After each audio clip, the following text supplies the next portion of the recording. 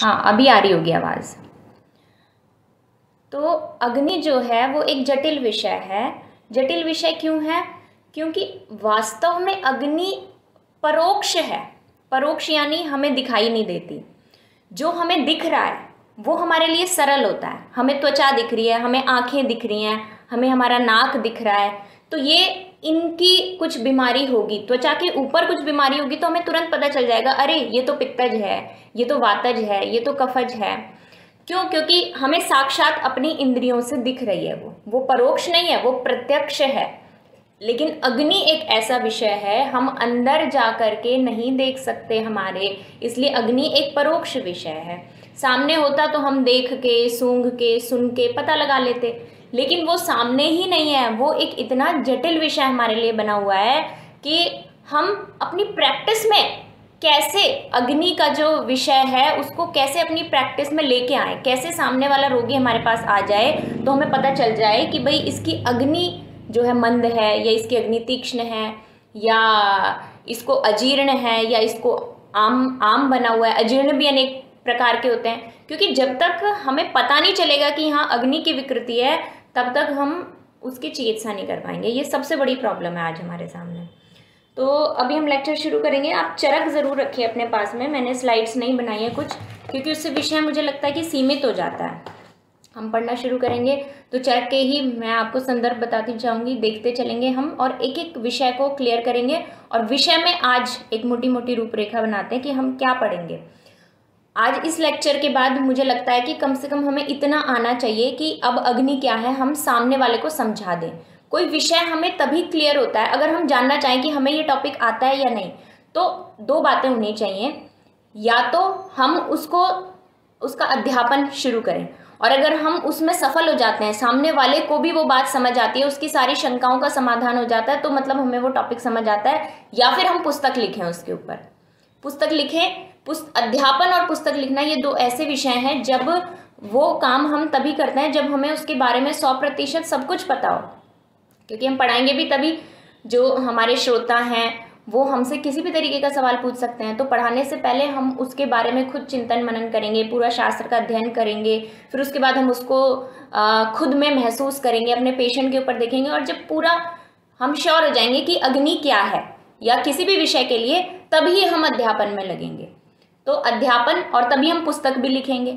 तो ये दो बातें ऐसी हैं, जब हमें किसी जटिल टॉपिक को क्लियर करना है तो ये काम करने पड़ेंगे। हमें ये काम करने का हम विचार करेंगे तो फिर उसके बारे में हम पढ़ेंगे भी बहुत सारा।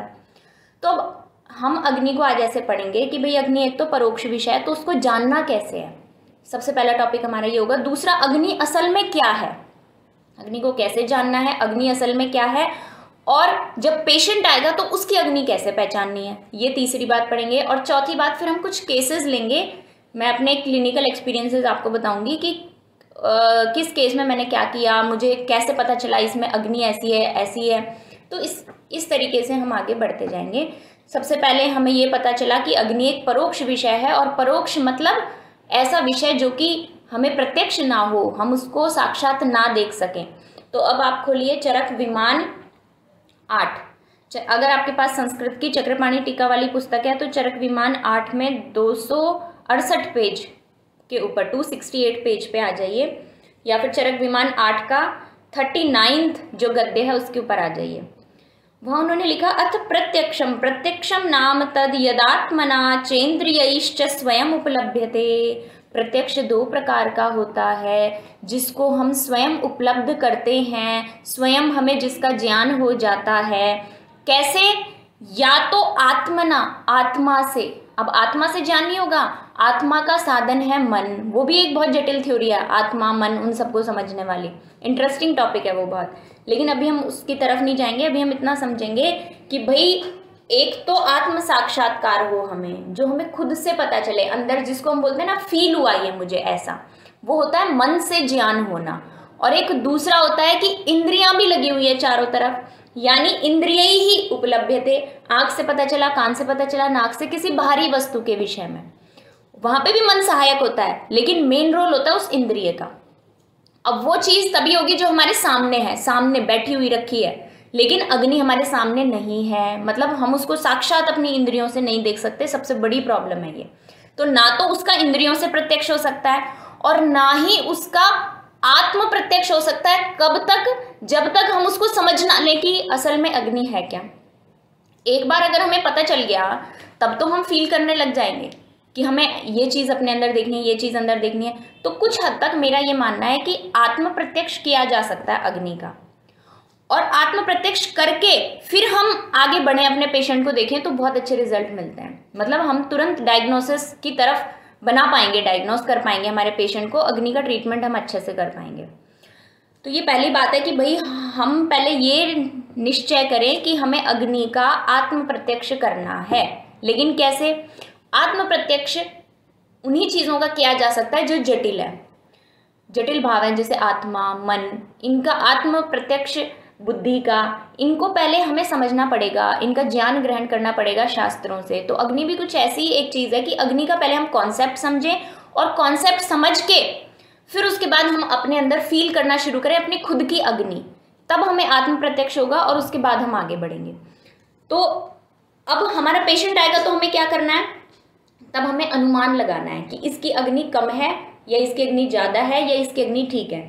और अनुमान होता क्या है असल में? अनुमानम नाम तर्को युक्त अपेक्षा, उसी के नीचे लिखा हुआ है यथा अग्निम जरण शक्त्या। उदाहरण भी दिया है कि अग्नि को कैसे पहचानो, इसकी अग्नि कैसी है? जरण शक्ति से पहचानिए। तो जो जरण शक्ति, इसकी पाचन की शक्ति कैसी है, ये हम सिर्फ अनुमान से पहचान सकते हैं। अनुमान क्या है? अनुमान है तर्क। अनुमानम नाम तर्क। यहाँ पे एक बात पूरी हो गई। अनुमान मतलब तर्क देना, तर्क देना। जैसे मेरे पास कोई पेशेंट आया और मैंने उसको पूरा चेक किया तो मुझे कुछ लक्षण दिखे उसके अंदर। कैसे चेक करेंगे वो मैं अभी बताती हूँ। तो कुछ लक्षण दिखेंगे और मेरे दिमाग से आवाज़ निकली, एक मेरे दिल से आवाज़ निकली कि इसको अग्नि मांद्य है, तीक्ष्ण अग्नि नहीं है, इसको अग्नि मांद्य है। और साथ में मुझे ऐसा भी लग सकता है कि समान वायु गड़बड़ है इसकी या अपान वायु गड़बड़ है, वो भी मुझे लक्षणों से ही पता चलेगा। या फिर मैं उसकी कुछ परीक्षण करूं। 3 तरीके की परीक्षा हमारे अंदर बताई है शास्त्र में। अगर हमें किसी भी चीज़ को जानना है तो दर्शन, स्पर्शन और प्रश्नन। तो सबसे पहले तो हम दर्शन करेंगे हमारे रोगी का। क्या दर्शन करेंगे? कि भाई इसका पाचन ठीक से होता है या नहीं। तो आपको क्या लगता है कि पाचन पता करने के लिए देख के क्या पहचान सकते हैं? अग्निम जरण शक्तियाँ बोल दिया उन्होंने, पाचन करने की शक्ति से पहचानो। तो सबसे पहले दर्शन, पेशेंट को देख के हम अनुमान लगा सकते हैं कि इसकी पाचन शक्ति अच्छी है या नहीं। इसके आप में से कोई उदाहरण दे सकते हैं? कैसे पहचानेंगे? देखिए, जब पेशेंट हमारे पास आया तो हमें एक सीधी सी बात पता है, हम अगर अच्छा भोजन कर रहे हैं और साथ में हमारी अग्नि अच्छी है तो उस भोजन से हमारे शरीर में 3 चीज़ें मिलती हैं। उस भोजन से हमारे शरीर का पोषण होता है, एक तरीके से हम बोलें तो। और शरीर असल में क्या है? एक एक चीज़ को धीरे धीरे समझ के चलना है, टफ नहीं बनानी। टफ तो ऑलरेडी है ये इसमें जो लिखा हुआ है, उसको हमें डिकोड करना है असल में। तो जो भोजन हमने किया उससे हमें 3 चीज़ें मिलती हैं। एक मिलता है दोष, एक मिलती है धातु, एक मिलता है मल। दोष धातु मल मूलम ही शरीरम। तो कैसा दोष मिलता है? जो हमारे शरीर को बनाए रखे, साम्यावस्था वाला दोष। अगर हम सही भोजन कर रहे हैं और अगर हमारी अग्नि भी सही है तो हमें एक अच्छा दोष मिलेगा, वात पित्त कफ में से कोई। और किसी न किसी धातु का पोषण होगा। ये जो दोष है ये धातुओं के आश्रयभूत भी हैं। यानी कफ ज़्यादा है तो हमें पता है कि रस आदि का पोषण अच्छे से होगा। अगर कफ हमारे शरीर में, कैसा कफ? विकृत नहीं, अविकृत कफ अगर है तो। पित्त अगर है तो वो रक्त को अच्छा बना के रखेगा। वायु अगर है तो वायु का अस्थि से आश्रयी भाव है। तो ये आश्रयी भाव हम दोषों का धातुओं से जानते हैं। और इसी तरीके से मल भी दोषों पर ही डिपेंड करते हैं। यानी हमने कुछ इस तरीके का भोजन किया जिससे वात बढ़ना था तो हमारे शरीर में मल कम बनेगा, मूत्र भी कम बनेगा। और अगर हमने ऐसा भोजन किया जो कि स्निग्ध था, मधुर था, तो उससे उधर कफ का पोषण होगा, इधर रसादि का पोषण होगा, मांसादि का पोषण होगा और इधर मल भी अधिक बनेगा। तो कहने का मतलब ये है कि हम सिर्फ एक तरीके का भोजन नहीं करते, हमें षड्रसात्मक भोजन करना है। हमारा शास्त्र कहता है कि आप 6 रसों का सेवन करिए पूरा, ताकि, और वो भी कैसे? बैलेंस्ड फॉर्म में करिए, सही समय पर करिए, अपनी प्रकृति के अनुरूप करिए, अपने सात्विक के अनुरूप करिए, वय के अनुरूप करिए।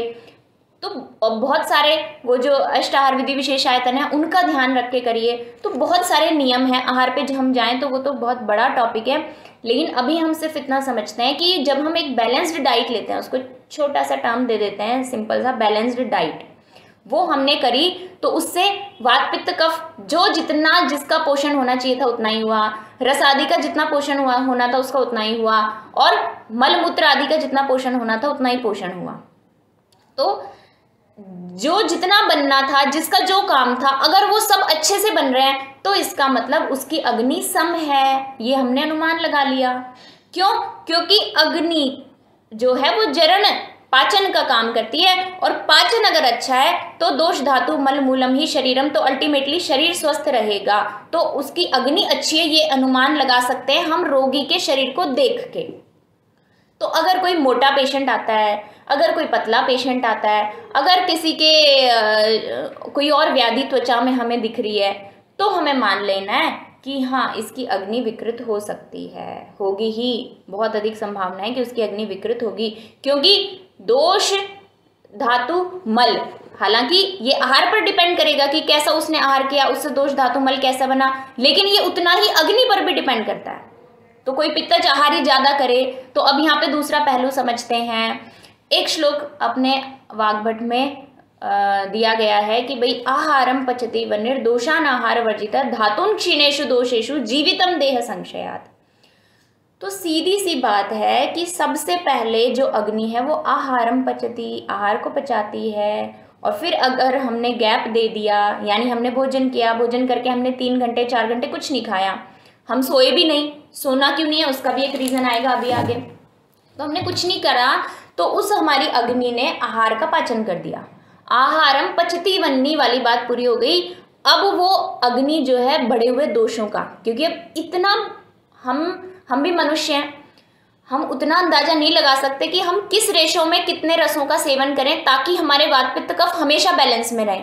गलतियां तो होंगी, कभी आहार से रिलेटेड गलतियां होंगी, कभी हम भोजन के काल में गलती कर देंगे, कभी हम विहार में ही कोई गलती कर देंगे जिसकी वजह से वात पित्त कफ बढ़ जाएंगे।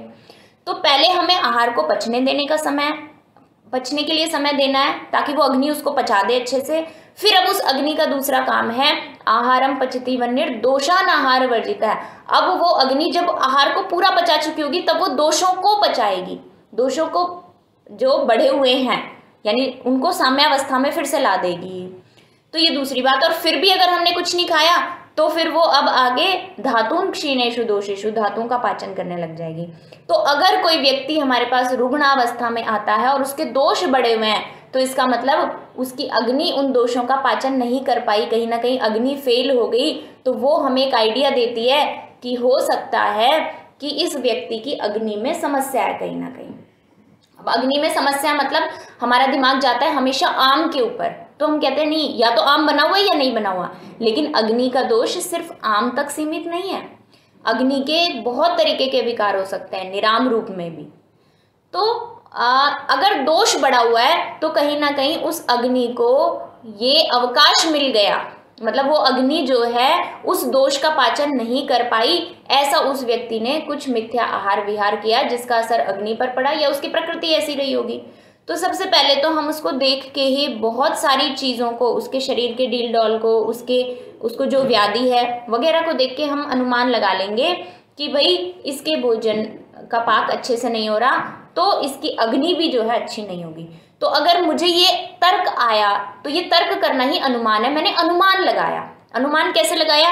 क्योंकि मैं उस व्यक्ति के अंदर नहीं जा सकती, मुझे नहीं पता उसकी अग्नि कैसी है। तो तर्क क्या होता है? तर्क होता है अप्रत्यक्षम ज्ञानम। जब हम किसी अप्रत्यक्ष बात का ज्ञान करते हैं और हमारे एक स्टेटमेंट हम दे देते हैं, हमारे दिमाग से एक ज्ञान तो यही होगा, हमारे अंदर होगा, हमारे दिमाग में, और हमने कोई लाइन बोली उस ज्ञान की वजह से, सब बातों को जांच परख के हमने एक स्टेटमेंट दे दी, तो वो है तर्क। तर्क मतलब अप्रत्यक्ष ज्ञान, सीधी सी बात है।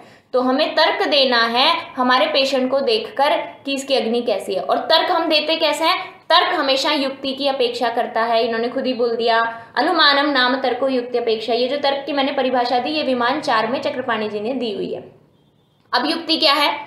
तर्क युक्ति की अपेक्षा करता है, यानी जो हम स्टेटमेंट दे रहे हैं उसके पीछे युक्ति है। युक्ति क्या है? युक्ति क्या होती है? हम पढ़ के आ चुके, बहुकारण योग जान बुद्धिस्ट, क्या परिभाषा है वो, कौन से अध्याय में है? सूत्र स्थान के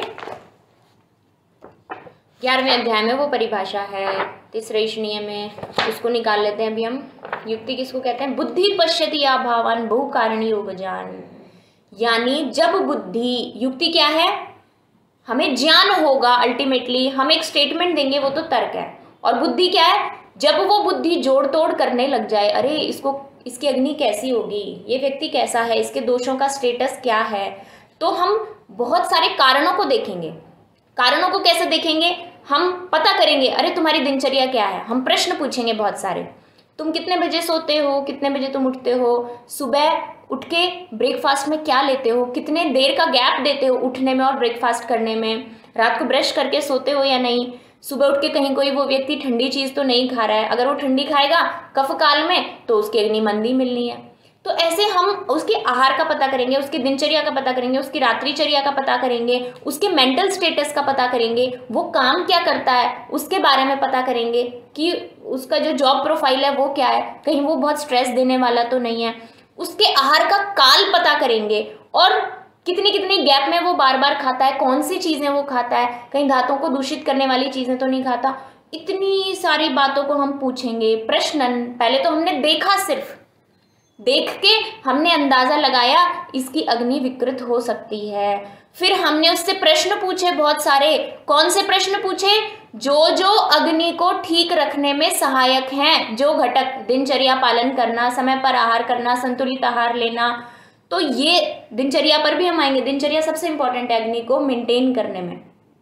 तो मोटे मोटे हम प्रश्न पूछेंगे और उन प्रश्नों का, उसने बोला कि मैं रात को 2 बजे सोता हूँ, मैं रात को 1 बजे सोता हूँ, फिर उसने बोला मैं सुबह 8 बजे उठता हूँ, फिर उठ के मैं क्या करता हूँ, मैं काजू बादाम खाता हूँ। तो साफ साफ पता चल गया कि इसकी अग्नि ठीक नहीं है, इसके शरीर में अग्नि ठीक नहीं है। तो या तो आम की अवस्था होगी, या कफ बढ़ा हुआ होगा, या मेद का कोई विकार होगा, या फिर स्रोतोरोध होगा कहीं ना कहीं किसी रूप में। जैसे पीसीओडी मान लेते हैं, महिलाओं में पीसीओडी है, तो पीसीओडी क्या है?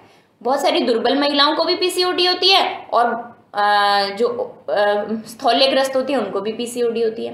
तो क्या कारण है? पीसीओडी नाम पे अगर हम जाएं, हम एलोपैथी भी पढ़ते हैं, तो आयुर्वेद क्या है? यदि हास्ति तदन्यत्र, जो यहाँ पर लिखा है वो सब जगह है, सब जगह मिलेगा। तो अगर वहाँ पीसीओडी लिख दिया तो वहाँ वात पित्त कफ नहीं मिलेंगे क्या?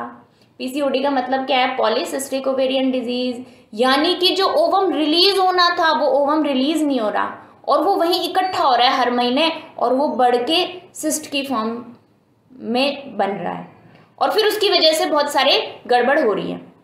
लेकिन अगर वो बाहर नहीं निकल पा रहा तो उसके बहुत सारे कारण हो सकते हैं। भाई, बाहर ना निकलने देने में वायु भी सहायक हो सकता है। वो वायु प्रकोपित होके और उसको खुलने ही ना दे, ओवरी से ही तो वो ओवम बाहर निकलेगा, तो उस रास्ते में कहीं ना कहीं वायु कुपित होके उसको रोक दे। ये तो हम जानते हैं। बाहर भंवर होता है तो वो भंवर क्या करता है? घूमता रहता है, ना तो उसके अंदर कोई जा सकता है ना उसके बाहर कोई निकल सकता है। ऐसा ही वो वायु वहाँ पे कुपित हो सकता है, या फिर वहाँ पे चिपचिपापन आ सकता है, वहाँ विशुद्धता खत्म हो गई, मेद बढ़ गया शरीर में ज़्यादा, ऐसे ऐसे आहार विहार किए उस महिला ने कि जिसकी वजह से मेद बढ़ गया, विशुद्धता खत्म हो गई, पिछलता आ गई, तो अब चिपचिपेपन के कारण वो ओवम नहीं निकल पा रहा वहाँ से।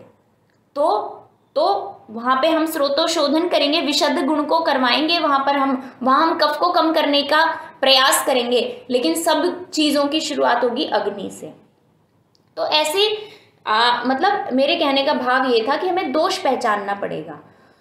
तो इस तरीके से हमने उससे प्रश्न पूछे, हमने उसको देखा, एक अनुमान आया।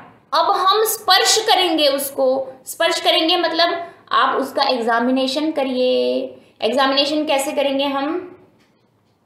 एक कहावत है, पैर गरम, पेट नरम और सिर ठंडा तो व्यक्ति होता है स्वस्थ। तो पेट नरम यानी अगर हम उसको पालपेट करें तो हमें पेट जो है वो नरम दिखना चाहिए। हम हर जगह पर आप दबाकर देखिए। अब हमें पता है अग्नि का स्थान क्या है, अग्नि का स्थान कहाँ पर है, या पाचक पित्त का स्थान कहाँ पर है। मोटा मोटा अगर हम देखें तो उसका स्थान है ग्रहणी। ग्रहणी का स्थान कहाँ पर है? बाहर एब्डोमेन पे अगर हम देखें तो नाभि।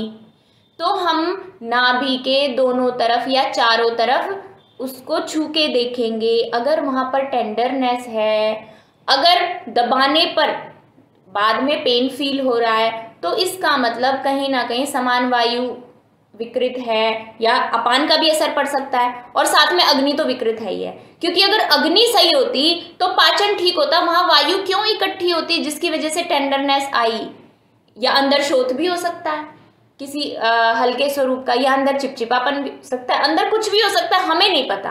क्यों? क्योंकि वो परोक्ष है। लेकिन हमें इतना पता है कि अगर हम इसको स्पर्श कर रहे हैं और स्पर्श करने पर जो सामान्य अवस्था है अगर वो नहीं मिल रही, तो इसका मतलब इसकी अग्नि विकृत है। ये तो अग्नि का स्थान है। ऐसे ही आप नीचे देखिए, नाभि के नीचे देखेंगे, अपान वायु अगर कुपित है तो नाभि के नीचे का पेट का हिस्सा फूला हुआ मिलेगा, बहुत टाइट मिलेगा। मेरी एक पेशेंट थी, उसका इतना पत्थर के जितना टाइट था उसका एब्डोमेन। तो ऐसे हर पेशेंट को हमें छू के देखना है। ये हमें पहले दिन से ही आदत डालनी है कि ऊपर, जैसे अब हम एनाटॉमी पढ़ते हैं तो जिफिस्टर्नम से लेके नीचे पूरे पेल्विक एरिया को या एब्डोमेन के जो 9 रीजन्स हैं सबको आप अच्छे से पालपेट करिए। और पालपेट करते टाइम मॉडर्न का कॉन्सेप्ट दिमाग में नहीं रखना है, दिमाग में रखना है अग्नि। मुझे इस पेशेंट की अग्नि देखनी है कैसी है। फील करिए जिनकी अग्नि अच्छी है, जिस समय आपका अपान वायु अनुलोमन की अवस्था में है, आपकी अग्नि ठीक है, आपको पाचन में कोई समस्या नहीं हो रही है, 4 घंटे में आपको 5 घंटे में फिर से अच्छी भूख लग रही है, तब आप अपना एब्डोमेन जो है पालपेट करिए। आपके दोस्त का करिए, आपके घर वालों का करिए, फिर आप अपने पेशेंट का करिए, तो डिफरेंस पता चल जाएगा कि किसकी अपान वायु कुपित है, किसकी अग्नि कम है या किसकी अग्नि ज़्यादा है। तो ये थे सारे घटक, दर्शन, स्पर्शन, प्रश्नन करा हमने, और पूरा का पूरी बॉडी देखी उसकी, उसको स्थौल्य तो नहीं है, उसको कार्श्य तो नहीं है, उसको कोई और व्याधि तो नहीं है, तो ये उसको अम्लपित्त तो नहीं है।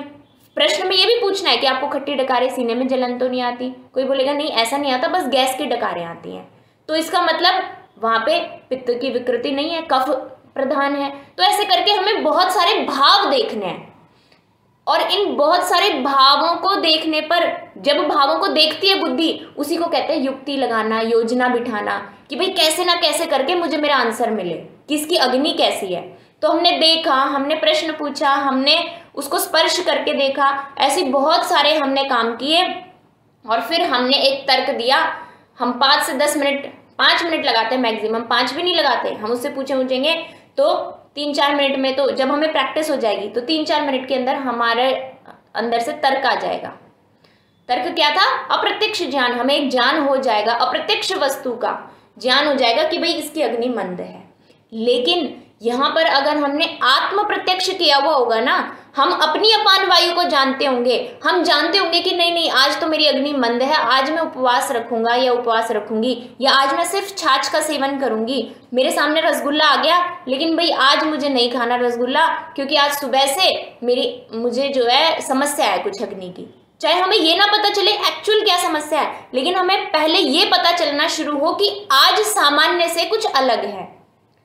जब धीरे धीरे करके फिर हम प्रैक्टिस में आगे जाएंगे, आत्म प्रत्यक्ष करते रहेंगे, तो हमें बहुत सारी नई नई बातें पता चलती जाएंगी अपने शरीर के बारे में। तो सबसे पहले हमें आत्म प्रत्यक्ष करना है, और दूसरा हमें शास्त्र को अच्छे से पढ़ना है। जब हमें बहुत सारे भाव पता चलेंगे असल में कि भाई ऐसा भी होता है शरीर में, ऐसा भी होता है, तब जाके एक बहुत सारे भावों को जोड़ जाड़ के और हमारे पेशेंट को सामने देख के, उससे प्रश्न पूछ के, उसको स्पर्श करके, उसको देख करके, बहुत सारी जो भाव हैं अनेक कारणों से उत्पन्न हैं वो भाव, तो उनको हमारी बुद्धि देखेगी, योजना बिठाएगी एक, और फिर जो है वो तर्क ना हम कर देंगे, तर्क निकल जाएगा हमारे दिमाग से।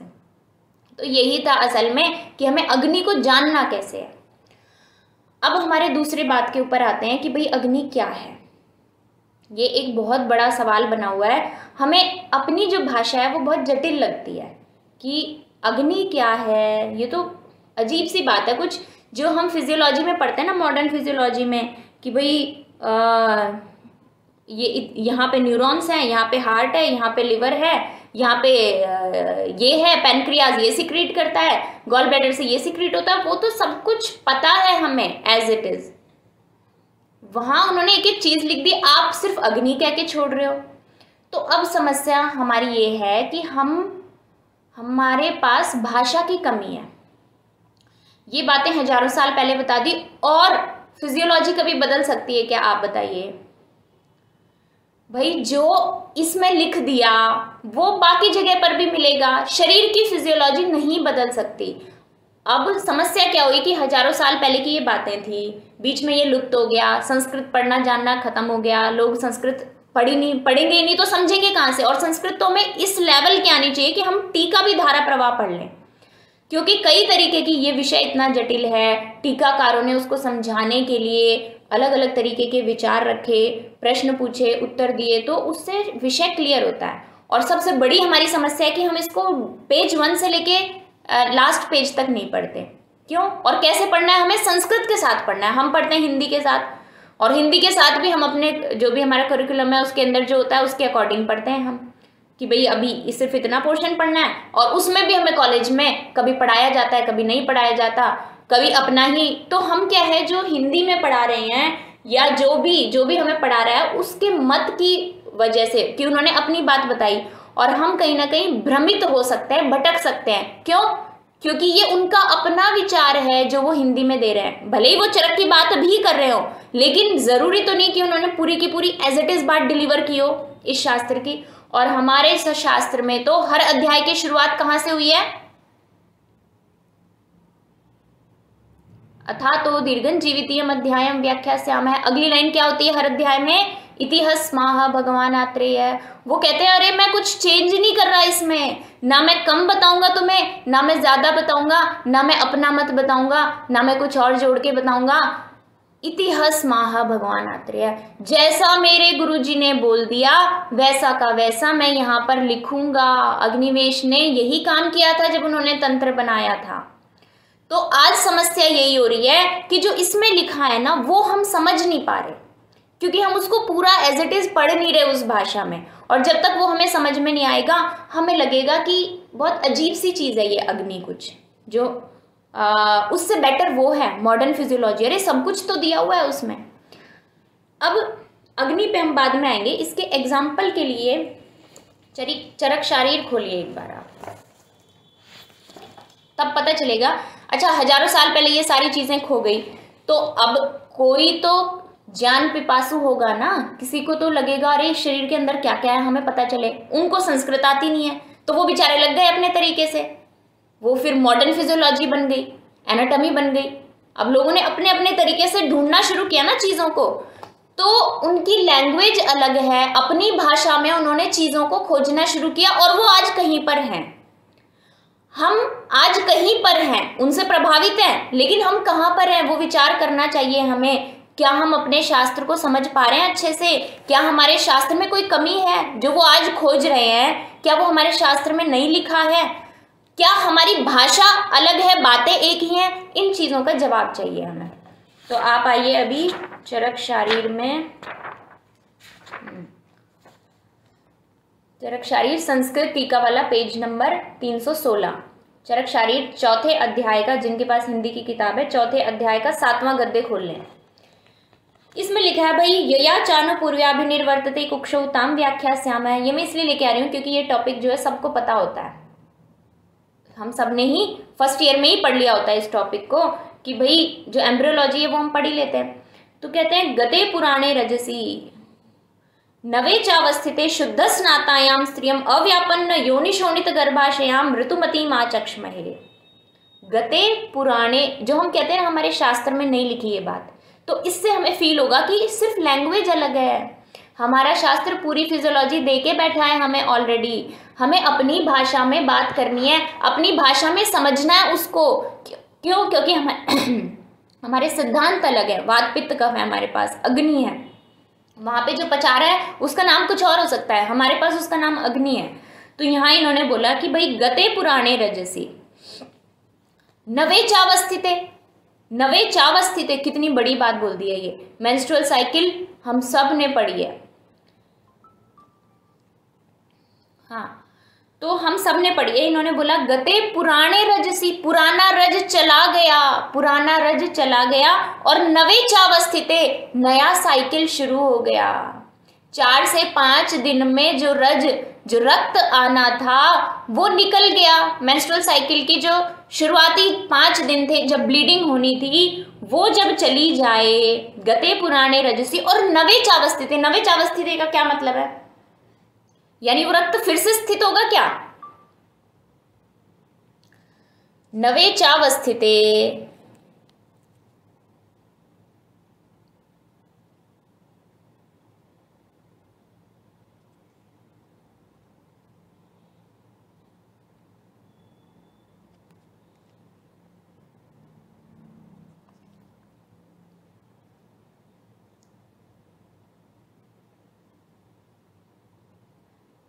मेरी आवाज आ रही है क्या अभी आपको? तो इन्होंने बोला कि भाई पुराना रज चला गया और नवीन अवस्थित हो गया। नवीन अवस्थित का मतलब ही यही है कि हमें पता है कि क्या उस रक्त में क्या निकलता है मेंस्ट्रुअल साइकिल में। जो एंडोमेट्रियम में थिकनेस हुई थी वही लेयर टूट के वापस गिरती है और वही फिर से वो लेयर फिर से बढ़ने लगती है, यानी वो फिर से वापस से एक थिकनेस को अटेन करती है। वो पूरा साइकिल हॉर्मोन्स के अंडर में जो भी चलता है, मतलब पुराना वाला निकला और नई प्रक्रिया शुरू हो गई, यानी फिर से एंडोमेट्रियम की थिकनेस बढ़नी शुरू हो गई।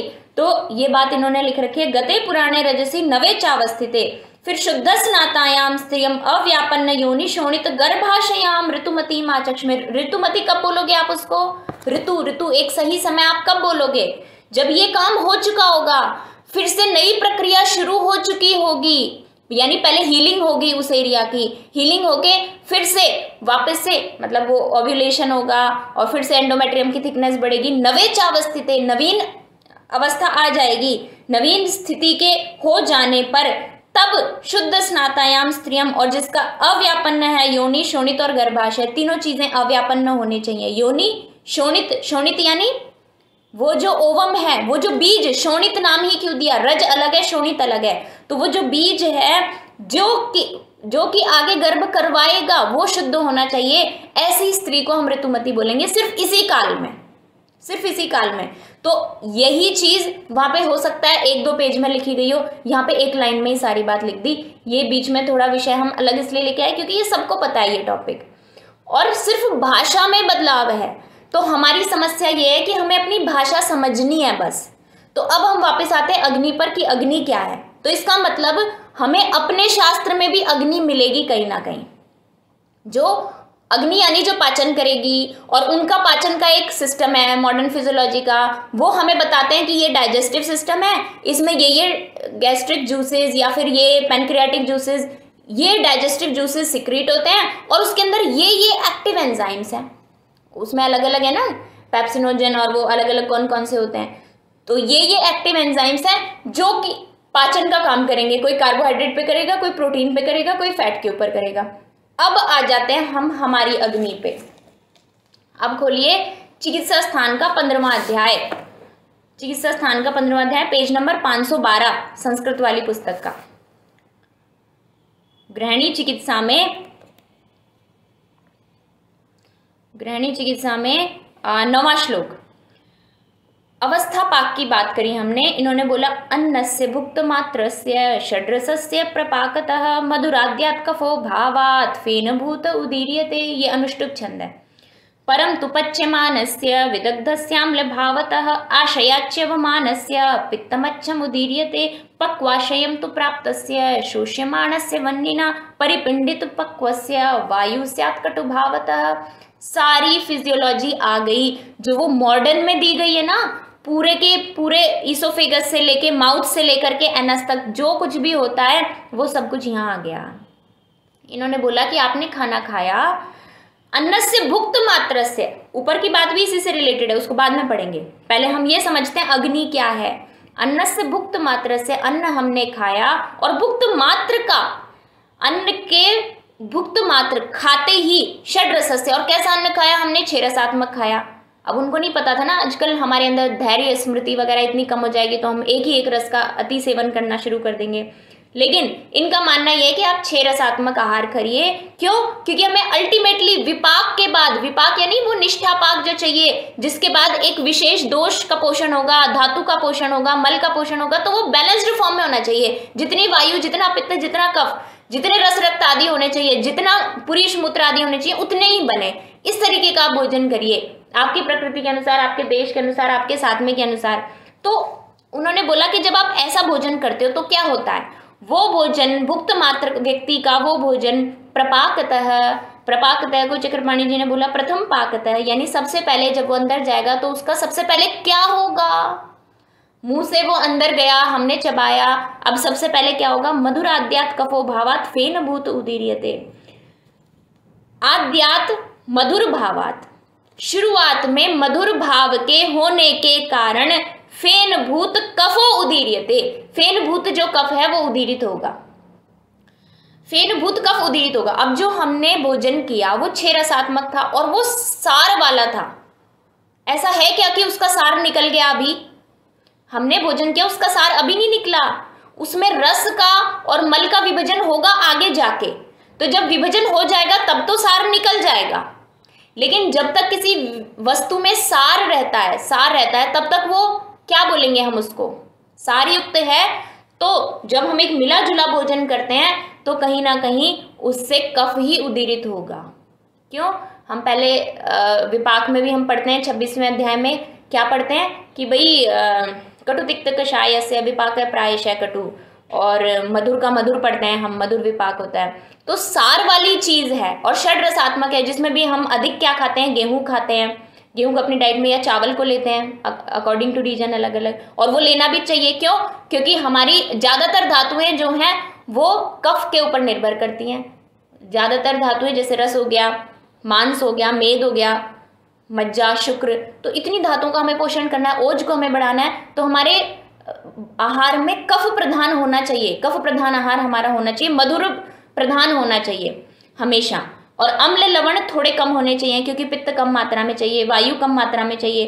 तो सबकी मात्राएं अलग अलग डिसाइडेड हैं, इसलिए मेन जो फूड है हमारा वो गेहूं है। और अब आप देखिए जो जो उसको रिप्लेस कर रहे हैं, यानी उसकी जगह अब दूसरे अनाजों पर आ गए हैं लोग कि भाई हम तो सिर्फ रागी ही लेंगे या हम तो सिर्फ यही भोजन करेंगे, जबकि हमारा शास्त्र कहता है यव गोधूम भोजन है। उसमें उन्होंने बोला है कि संतर्पण जन्य व्याधियों से भी वो मुक्त होके रहेगा, जो यव गोधूम का बार बार जिक्र करते हैं वो। तो अलग अलग अवस्था में यानी प्रधान रूप में, और चावल को उन्होंने वैसे ही अच्छा बताया है। तो इसका मतलब प्रधान जो अनाज रखना चाहिए हमें अपने आहार में वो यव गोधूम या फिर शाली, इनको ही रखना चाहिए। क्यों? क्योंकि हमें कफ आश्रित धातुओं की के पोषण की अधिक मात्रा में आवश्यकता है। मात्रा सबकी डिसाइडेड है कि कितना कफ चाहिए, कितना पित्त चाहिए, उसी के अनुसार आहार भी होता है। तो जब वो सार रूप आहार हमने खाया तो सबसे पहले फेन भूत कफ उदीरित होगा। क्यों? क्योंकि मधुरी भाव है उस आहार में, तो जिसकी वजह से फेन भूत कफ उदीरित होगा। अब टीका में अगर हम जाएंगे तो ये कहते हैं कि भाई यन मधुराख्यस्य अवस्था पाकस्य मधुरादय श्लेष्म जनका रसा अनुगुणा भवन्ति तदा स बहुश्लेष्माणम जनयति। ये बोलते हैं कि भाई उस भोजन में अगर आप खास करके सिर्फ मधुरी ज्यादा लो, षड रसात्मक उतना ना लो, तो ये जो फेन भूत कफ उदीरित होगा ना, ये अधिक मात्रा वाला उदीरित होगा। बहुश्लेष्माणम जनयति, तो इस अवस्था में अधिक श्लेष्मा उत्पन्न होगा। यदा तु अवस्था पाको विपरीत कटुकादि परिगृहित हो, और जब हम मधुर को कम करें, मधुर यानी गेहूं चावल आदि ये मधुर होते हैं, इनको हम कम लें और तीखी चीजें चटपटी चीजें हम ज्यादा लें, कटु तिक्त आदि ज्यादा लें, तो ये जो फेनभूत कफ उदीरित हो रहा है ना, ये कम सिक्रीट होगा, कम रिलीज होगा वहां से। तो वो कहते हैं भाई आप षड रसात्मक आहार लो तो ये जो फेनभूत कफ उदीरित होगा ये भी बैलेंस में उदीरित होगा। ये शरीर का स्वभाव है कि सबसे पहले शुरू में जैसे ही वो सार रूप आहार हमारे शरीर में जाएगा तो आमाशय में फेनभूत कफ उदीरित होगा, और होना भी चाहिए। क्यों? क्योंकि हम जानते हैं कि उस आहार को हमें तोड़ना है और कभी भी स्निग्ध चीज से वो टूट नहीं सकता। तो तोड़ने के लिए हमें कोई तीक्ष्ण चीज चाहिए, और वो हम जानते हैं कि HCl है वहां पर तीक्ष्ण चीज के रूप में, एसिड है वहां पर, और वही पाचक पित्त का स्वरूप भी है। पाचक पित्त पूरे में है, लेकिन वही पाचक पित्त भी है। पित्त ही ये काम कर सकता है जो तोड़ सकता है, कफ नहीं तोड़ सकता, वायु भी नहीं तोड़ सकता, मतलब सहायक होगा वायु भी बहुत जगह पर तोड़ने में, लेकिन पित्त अपने तीक्ष्ण गुण के कारण उस आहार को छोटे छोटे टुकड़ों में तोड़ेगा। तो इसलिए ये शरीर का सामान्य स्वभाव है कि जब वो पित्त उसके पाचन में लगेगा और वो सार रूप अन्न आएगा तो वहां पर एक फेनभूत कफ उदीरित होगा, ताकि उस आशय को समस्या ना हो, उस जिसमें ये प्रक्रिया पूरी घटित हो रही है उस आशय को समस्या ना हो। तो आद्यात मधुराद्यात यानी ये जो अवस्था पाक है ये मधुर प्रधान ही है, और सबसे पहले इसमें फेनभूत कफ उदीरित होगा। आगे बोला इन्होंने परम तु पच्यमानस्य। अब जब वो प्रक्रिया आगे चली, परम तु आगे, पच्यमानस्य पच्यमान अवस्था में अब वो भोजन यानी पच रहा है लगातार, पच्यमानस्य पच्यमान अवस्था में पड़े हुए उस भोजन का विदग्धस्य, पच्यमान अवस्था में वो हमेशा विदग्ध अवस्था में होता है, यानी आधा जला हुआ तरीके का होता है। तो अब वो विदग्ध वाला जो भोजन है, हम जानते हैं कि जब भी कोई चीज जल जाती है तो वो अम्ल स्वभाव की हो जाती है। तो अब जो शुरू में प्रक्रिया हुई थी, उस HCl ने उसको तोड़ने का काम शुरू किया था, तो अब उसमें अम्लीय भाव आ गया, अब वो भोजन विदग्ध हो गया। अब शरीर की एक अपनी प्रक्रिया है, अपना स्वभाव है कि जब वो भोजन आगे जाएगा ग्रहणी में, जैसे ही वो भोजन ड्यूडेनम की तरफ आगे जाएगा तो आशयात च्यवमानस्य, जैसे ही वो भोजन गिरेगा आशय से च्यवन उसका होगा, आगे गिरेगा तो क्या होगा, वो पाइलोरिक स्फिंक्टर से आगे आएगा, प्रेशर के साथ आता है वो, तो आशयात च्यवमानस्य पित्तम अच्छम उदीर्यते। अब यहाँ पे अच्छ पित्त उदीरित होगा। वो अच्छ पित्त कहीं ना कहीं इसलिए उदीरित हो रहा है ताकि वो जो अम्ल भावता है, वो जो विदग्ध स्वरूप हो चुका है, वो नॉर्मल हो सके, थोड़ा उसकी विदग्धता कम हो सके, ताकि पाक की प्रक्रिया को आगे बढ़ाया जा सके। तो ये शरीर का स्वभाव है। अब अगर हमने समस्या करी आहार में यानी रसों में, ये जो षड्रसस्य था ये बहुत इंपॉर्टेंट था। अगर हमने एक रस की अति कर दी तो इधर हमारा फेनभूत जो कफ उदीरित हो रहा है वो भी गड़बड़ हो जाएगा, और इधर हमारा जो विदग्धता या अम्ल भावता आ रही है उसमें वो भी गड़बड़ हो जाएगी, और नीचे जो अच्छ पित्त उदीरित हो रहा है वो भी गड़बड़ हो जाएगा। और फिर लास्ट में देखिए पक्वाशयम तु प्राप्तस्य। अब ये सारा काम हो गया कि वो पच्यमानावस्था में, विदग्धावस्था में था, वो अम्ली भाव को प्राप्त कर चुका था, लेकिन जैसे ही वो नीचे आया एक फेनभूत पित्त उदीरित, अच्छ पित्त उदीरित हुआ। पहले फेनभूत कफ हुआ था, अब अच्छ पित्त उदीरित हुआ। शायद उसकी विदग्धता को, अम्ली पन को बैलेंस में करने के लिए ऐसा हुआ, और फिर यहीं पर इसी अवस्था में रस और मल का विभाजन हो जाएगा। सार वो ग्रहण कर लेगा और जो सार रहित चीजें हैं वो आगे पक्वाशय में चली जाएंगी। तो अब कहते हैं अगले अवस्था पाक में क्या होगा, पक्वाशयम तु प्राप्तस्य। अब वो भोजन पक्वाशय को प्राप्त कर गया, तो पक्वाशय को प्राप्त किया गया वो भोजन शोष्यमाणस्य वह्निना। अब उस भोजन का अग्नि से शोषण होगा। अभी तक पाक हो रहा था, यानी वो विदग्ध हुआ, वो अम्ली भाव को प्राप्त किया, ऊपर भी आमाशय में भी कहीं ना कहीं कोई पाक हुआ जिसकी वजह से फेनभूत कफ उदीरित हुआ था, तो वहां पाचन हो रहा था और यहाँ शोषण हो रहा है। तो ये अग्नि तो पूरे डाइजेस्टिव ट्रैक्ट में है, ये हमें पता चला इससे। अब टीका पढ़िए, टीका में इन्होंने लिखा शोष्यमाणस्य वह्निना इति यद्यपि ऊर्ध्वदाह क्षमो वह्नि। कहते हैं अग्नि का तो ऊपर की तरफ जाती है, अग्नि ऊपर जलती है, आप नीचे पक्वाशय में कैसे पहुंच जाएगी वो अग्नि शोषण कैसे करेगी उस मल का।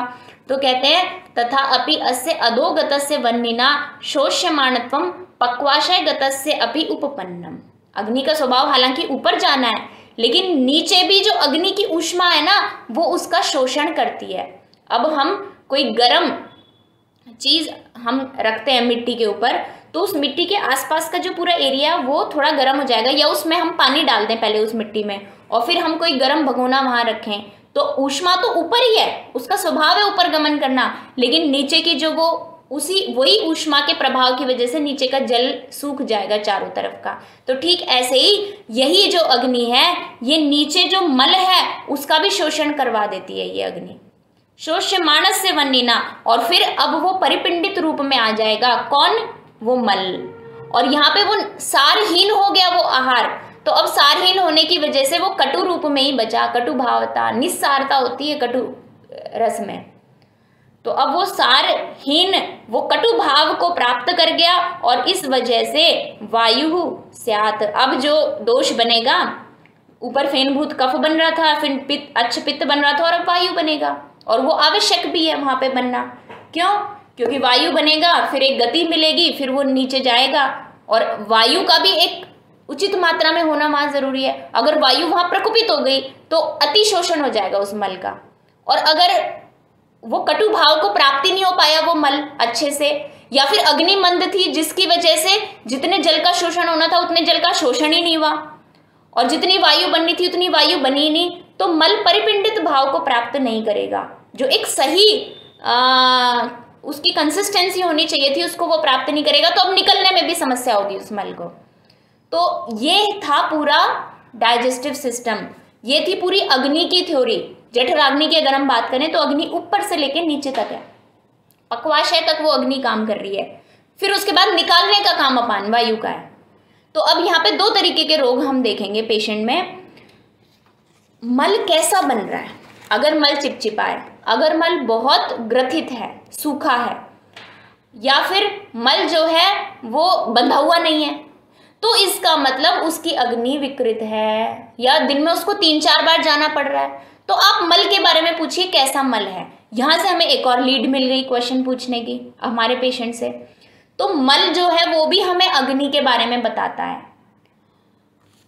तो और एक दूसरी व्याधि हो सकती है कि भाई अपान वायु कुपित है, सिर्फ मल में विकृति नहीं है, मल तो बन जाता, शायद ठीक बनता वहां पे अग्नि अगर सही है तो, लेकिन अपान वायु कुपित होकर जो एनल स्फिंक्टर्स हैं उनको क्या कर रही है वो अच्छे से डायलेट नहीं हो पा रहे हैं, वहां पे स्पाज्म की कंडीशन वो क्रिएट कर रही है वो अपान वायु, किसी और कारण से कुपित हुआ। जैसे मान लो हमने मूत्र का वेग धारण कर लिया, या फिर हम अति शीतल जगह पर हम हैं, तो ऐसे में भी वो अपान वायु कुपित हो जाता है। या बहुत ठंडे जल से हमने स्नान किया अभी अभी, तो उससे भी एकदम से अपान वायु कुपित हो सकता है, और भी बहुत सारे कारण हो सकते हैं। वहां पर अग्नि ठीक होते हुए भी मल विसर्जन नहीं होगा ठीक से। तो इन दोनों का हमें विभाजन करके समझना पड़ेगा कि अग्नि यहाँ पर विकृत है या फिर वायु विकृत है। और ऐसी बहुत सारी बीमारियां, अर्श ले लीजिए आप, ग्रहणी ले लीजिए, या जिसको हम बोलते हैं नाभि खिसकना, या और बहुत सारी बीमारियां हैं, तो जिसमें हमें कुछ करना नहीं है, हमें बस मल पहचानना है, मल कैसा है, उधर से अपान वायु का स्टेटस पता करने की कोशिश करनी है, और फिर हमें एक तर्क देना है कि भाई हाँ इसकी अग्नि का ये कंडीशन है अभी, और उस कंडीशन के अकॉर्डिंग औषधियां तो हम जानते ही हैं। तो ऐसे करके ये पूरा जो उन्होंने बताई पूरी फिजियोलॉजी वो हमारे यहाँ अलग लैंग्वेज में लिख दी है, बस ये समस्या है। अब इस पूरे प्रोसेस में अगर आप कहीं भी गड़बड़ करेंगे, यानी कि ऊपर षड्रसात्मक भोजन नहीं किया जितना लेना था, षड्रस में ये फिक्स नहीं कर रहे कि आप 20% मधुर लो, 20% अम्ल लो, 20% लवण लो, नहीं, ये तो युक्ति से ही आ सकता है। ये हमें खुद अपने शरीर को देख के जानना है कि हमें किस रस की अधिक आवश्यकता है, हम कैसे देश में रहते हैं, हमारा साथ में कैसा है, हम काम क्या करते हैं। खेत में काम करने वाले को कटु तिक्त नहीं चाहिए ज्यादा, उसको चाहिए मधुर स्निग्ध शीत ज्यादा चाहिए, जो दिन भर खेत में धूप में काम करता है। तो ये बहुत सारी चीजों पर डिपेंड करेगा। तो अग्नि की कहानी शुरू होगी षड्रस से। अब षड्रस वहाँ ये सारी कहानी, अगर आहार हमने सही लिया तो फेनभूत कफ भी ठीक ठीक उदीरित होगा, और अगर वहाँ गड़बड़ हो गई फेनभूत कफ के उदीरित होने में, अति उदीरित हो गया तो अग्नि मंद हो गई, यानी जो डाइजेस्टिव जूसेस सिक्रीट होने थे उसके अंदर के जो एंजाइम्स एक्टिव होके काम करने थे उस पर्टिकुलर पीएच के अंदर, ये है पीएच मेंटेन करना, यानी कितना कफ रहेगा कितना पित्त रहेगा, ये बैलेंस में होना चाहिए। अगर इधर उधर हुआ थोड़ा भी तो उसकी वजह से वो अग्नि मंद हो जाएगी, यानी जो एक्टिव एंजाइम्स काम करने वाले थे वो बेचारे काम ही नहीं कर पाएंगे। तो अगर उनको काम करवाना है तो फिर से वो पीएच बैलेंस में लेके आनी है। तो ऐसे बहुत सारी व्याधियां हैं, जैसे कि बार बार कई पेशेंट होते हैं जो बोलते हैं खाते ही उल्टी आ जाती है, या दिन में 2-3 बार उल्टी होती है, या बहुत जी मिचलाता है, या कई लोग आपने देखे होंगे ट्रैवलिंग करने के लिए ट्रैवलिंग में होते हैं तो फिर उनको बहुत उल्टियाँ होती हैं। तो ट्रैवलिंग में ही क्यों उल्टी होती है, ऐसी क्या खास बात है। तो ऐसे अलग अलग, या अम्लपित्त को हम देख लें, अम्लपित्त में भी यही इम्बैलेंस्ड होती हैं ये सारी चीजें। फेनभूत कफ उदीरित जितना होना चाहिए था उतना नहीं हुआ। तो ये सब रिलेटेड कहानी कहाँ से शुरू हुई, षड्रस से शुरू हुई। अग्नि कहाँ से गड़बड़ होती है? षड्रसात्मक आहार अगर जिस प्रपोर्शन में जिसको लेना चाहिए था वो नहीं लिया तो वहीं से कहानी हमारी खराब होनी शुरू हो जाएगी। और दोनों बातें, अगर हमारी अग्नि अच्छी है और हम अभ्यास नहीं कर रहे गलत चीज का, गलत आहार का, थोड़ा किसी दिन गड़बड़ होगी तो हमारी अग्नि मेंटेन कर लेगी। क्यों? क्योंकि अग्नि पहले भोजन को पचाती है फिर दोषों को पचाती है, तो उन बढ़े हुए दोषों को अग्नि पचा लेगी। लेकिन हम तो डेली गड़बड़ कर रहे हैं, अभ्यास कर रहे हैं हम गलत आहार का, अभ्यास कर रहे हैं हम गलत विहार का तो वो अग्नि कब तक हमारा साथ देगी? वो अग्नि मंद पड़ जाएगी और मंद होने के बाद दोष बढ़ जाएंगे। तो दोनों बातें हैं कि अग्नि बढ़ के दोषों को खत्म भी कर देती है और अग्नि मंद हो जाती है तो दोष भी बढ़ जाते हैं, दोष बढ़ भी जाते हैं। तो दोनों कंडीशंस हैं। या फिर दूसरा पहलू भी है कि दोष बढ़ के अग्नि को मंद कर देते हैं, ये भी बात है कि हमने ऐसा किया, एकदम से दोष इतना ज्यादा बड़ा, कफ, हमने सिर्फ मधुर ही मधुर खाना शुरू किया तो यहाँ पे जो फेनभूत कफ उदीरित होना था या तो विकृत रूप का उदीरित हुआ या अति मात्रा का उदीरित हुआ। फेनभूत उसकी कंसिस्टेंसी ठीक नहीं थी तो ऐसा होते ही हमारी अग्नि बेचारी इनएक्टिव हो गई। तो अग्नि क्या है? असल में अग्नि जो है वो द्रव रहित है। वाग्भट कहते हैं कि अग्नि एक ऐसी चीज है जो द्रव रहित है और पाचक पित्त में द्रवत्व है। तो पाचक पित्त को हम मोटा मोटा, वैसे तो इसमें सब कुछ क्लियर हो गया और हमें इसी भाषा में जीना चाहिए, इसी भाषा में बात करनी चाहिए, इसी भाषा में पेशेंट देखना चाहिए, लेकिन फिर भी हम थोड़ा सा सरल करना चाहते हैं तो हम ये समझ सकते हैं कि जो डाइजेस्टिव जूसेस सिक्रीट हो रहे हैं वो तो पाचक पित्त है और उसके अंदर के जो एंजाइम्स हैं वो अग्नि है। क्योंकि वो एंजाइम्स तो क्या होंगे? वो द्रव से रहित हैं, वो बस देखते हैं कि हमें कैसा एनवायरनमेंट मिल रहा है उसके अकॉर्डिंग वो काम करते हैं अपना। तो इन चीजों की ना कोई क्वांटिटी नहीं हो सकती। हम नहीं नाप सकते कि भाई कितना फेनभूत कफ उदीरित होगा, कितना अच्छपित्त उदीरित होगा, कितना वायु वहां पे होना चाहिए जिससे वो पिंड रूप में बन जाए, मल उसका शोषण हो जाए, कितना कटुभाव वहां आना चाहिए। ये सब क्वालिटी वाली चीज है। तो कई तरीके के पैरामीटर्स होते हैं ना, क्वांटिटेटिव, क्वालिटेटिव। ये क्वालिटेटिव पैरामीटर्स हैं, इसलिए इनका साक्षात प्रत्यक्ष नहीं कर सकते। एक तो ये अंदर है और एक इनको हम मेजर नहीं कर सकते, गणना नहीं कर सकते इसकी। तो इसलिए ये अब सिर्फ कैसे है, क्वालिटी वाली बातें हैं। तो क्वालिटी वाली चीजों को सिर्फ महसूस कर सकते हैं हम कोई कपड़ा देख के क्या करते हैं? हम उसका हमने देखा, छुआ, वो बहुत सॉफ्ट था तो अरे वाह इसकी क्वालिटी बहुत अच्छी है, ये मजबूत है, हमने फील किया उसको। और एक दूसरा कपड़ा था, हालांकि वो प्रत्यक्ष भी दिख रहा है हमें, लेकिन फील करके भी अंदर से एक बुद्धि उत्पन्न होती है कि हाँ ये अच्छा है, ये बुरा है। तो ऐसे ही हमें इन चीजों की क्वालिटी का एनालिसिस करना है आत्म प्रत्यक्ष के द्वारा, पहले खुद के शरीर में। और वो कैसे करेंगे? दिनचर्या सही फॉलो करके। अब दिनचर्या में क्या चीजें फॉलो करते हैं हम? आहार से संबंधित बातें और विहार से संबंधित बातें। विहार, जैसे आप रात में लेट तक जागे तो आपका वात और पित्त इतने कुपित हो जाएंगे कि अगले दिन जो आप भोजन करेंगे वो भोजन आपका ठीक से नहीं पचेगा। या आप सुबह 8 बजे तक भी उठे फिर बाद में, तो आपका उधर से कफ भी दूषित हो गया। अब ये तीनों दोष कुपित होकर अग्नि पे सीधा असर डालना शुरू कर देंगे। अग्नि की बेचारी की एक कैपेसिटी है, वो एक लिमिट तक की दोषों को पचा सकती है। तो अगर हम डेली ऐसा विकृत आहार विहार करेंगे तो ये पहले हमें खुद देखना है। रात को 10 बजे सोना है, सुबह 5 बजे उठना है और फील करना है क्या पॉजिटिव चेंज आया मेरी बॉडी में। फिर उसके बाद थोड़ा गर्म पानी पीना है ताकि शोधन हो। पहले ब्रश करना है, ब्रश आजकल तो चलो ब्रश करते हैं, लेकिन नीम की दातुन हम लेते तो थोड़ा रस अंदर भी चला जाता था और यहाँ पे भी विशुद्धता आ जाती थी। तो ये जो टेस्ट बड्स है ना, ये एक्टिव हो जाएंगी बेचारी। जब तक इनके ऊपर मल रहेगा ये कैसे एक्टिव होंगी? तो तब तक रुचि भी जागृत नहीं होगी।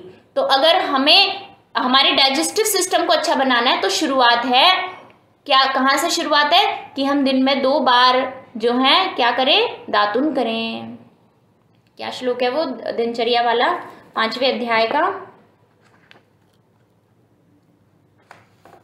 सूत्र स्थान में, वहां से शुरू होगी हमारी अग्नि की कहानी।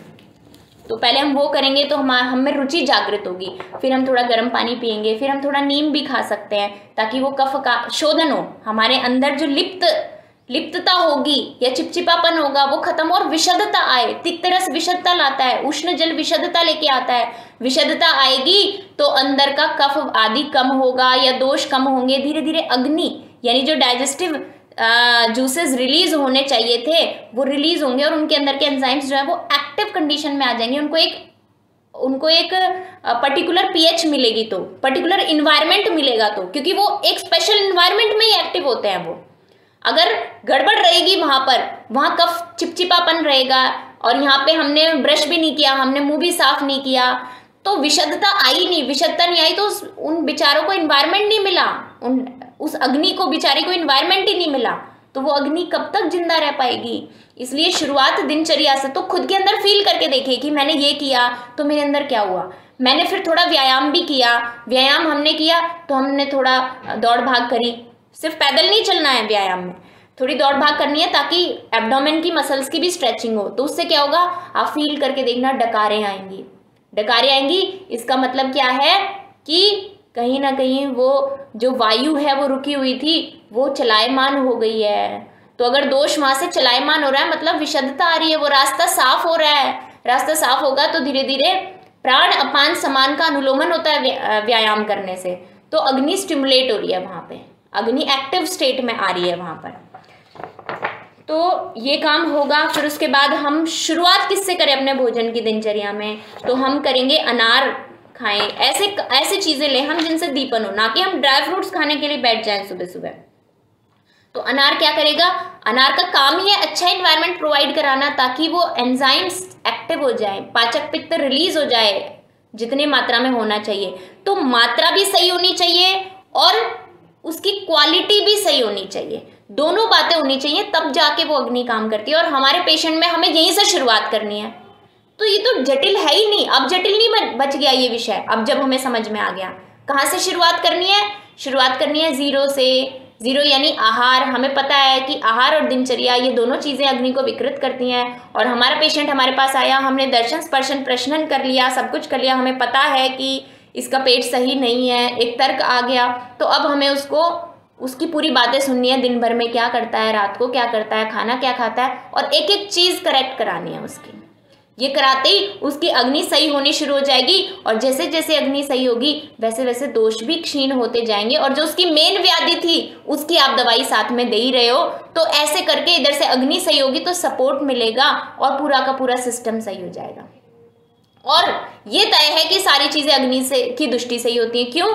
क्योंकि दोष कुपित हुआ, अग्नि मंद हुई, उधर से दोष कुपित हुए। अगर अग्नि मंद नहीं होती तो दोष कुपित नहीं होते। या फिर विहार से हमने दोष इतने कुपित कर लिए कि अग्नि भी हमारी बेकार कर ली और दोष भी हमारे इतने कुपित हो गए कि अब वो दोष रस रक्त आदि धातुओं में जाएंगे। और वो 28वें अध्याय में बताइए ना बहुत सारी व्याधियां, प्रदोषज विकार, रस प्रदोषज विकार, रक्त प्रदोषज, मांस प्रदोषज, मेद प्रदोषज, उसको निकालिए आप, क्या लिखा है वहां पर 28वें अध्याय में।